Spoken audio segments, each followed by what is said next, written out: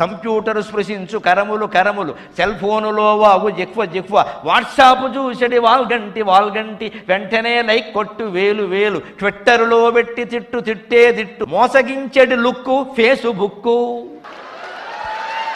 సరిగ్గా ఫేస్బుక్లో జరుగుతున్న భాగవతం ఏది, అది వాడి ఫేసు కాదు, అది వాడి బుక్కు కాదు.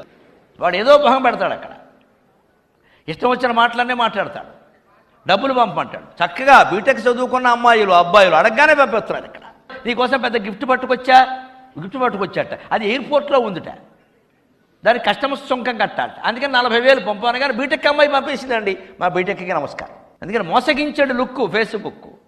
వీడియో చాటింగ్ విద్యార్థి, స్మార్ట్ ఫోన్ చెప్పెడు చదువు, 5-6 ఫోన్లున్నవాడే పో ఆధునికుడు, అప్పు లెగగొట్టేవాడు పో గొప్పవాడు, ఇవి ఎరుంగని వాడే పో చవటయనగా, నాగరికమన సర్వము నాశమగుటే.